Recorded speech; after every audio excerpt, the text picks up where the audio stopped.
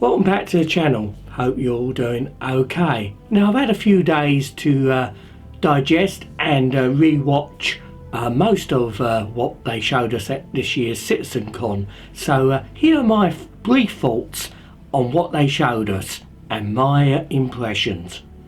Now of course it wouldn't be CitizenCon without a gameplay demo, and what they showed us was a mission which may well be in 3.9.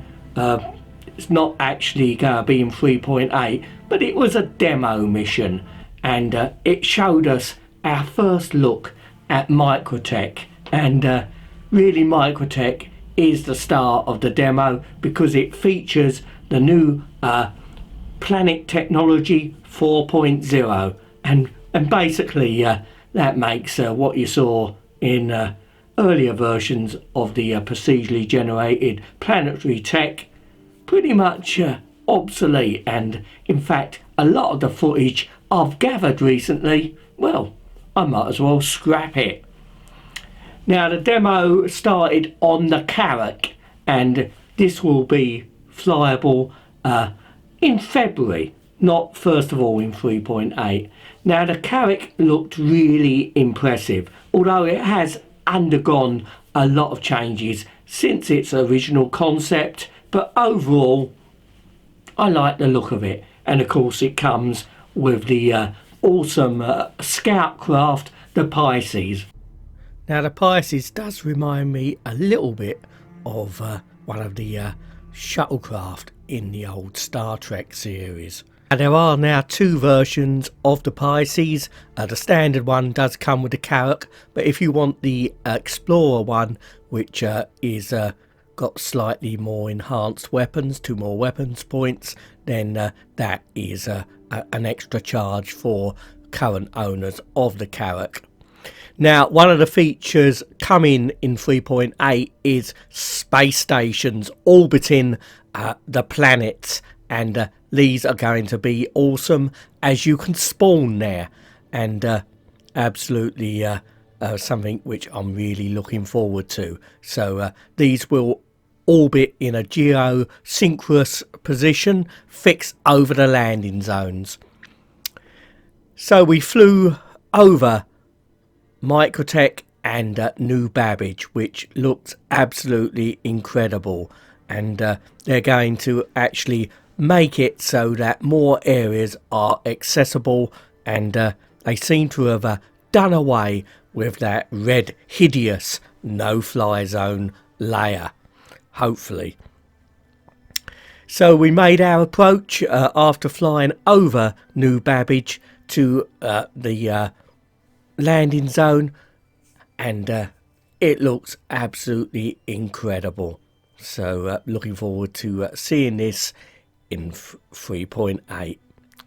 Now one thing to note with the new planetary tech version 4 is that it includes weather effects, and we can actually see them if you look carefully on the windscreen of the Pisces, and these weather effects are going to be really interesting to see. So the cloud effects will be coming at a later date, but well, I think it looks pretty awesome.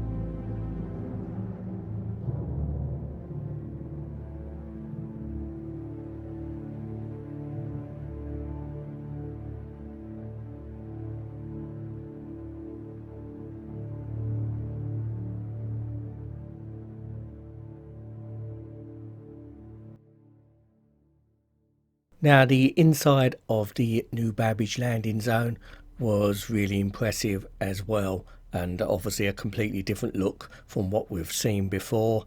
There's fantastic views of the main city of New Babbage across the frozen water, which you can actually walk there. You can walk across there or take even a land vehicle. You don't have to take the shuttle loop to get to the main city. Really impressed with what I saw, to be honest. Now, this is obviously a demo, but a mission like this may well be in the game in the future. Now, we did see an AI controlled ship taking the player to the mission destination. Obviously, the AI is still got a lot of work to be done to get it up to where it's needed for Star Citizen and Squadron 42, but obviously they're taking steps in the right direction. Now, I was pretty impressed with the demo, as I've said earlier, and the demo actually ended pretty spectacularly, although it was already well known what would happen, and we saw the Carrack actually go through a jump point through a wormhole to another system, the Pyro system, which we should see maybe towards the end of 2020.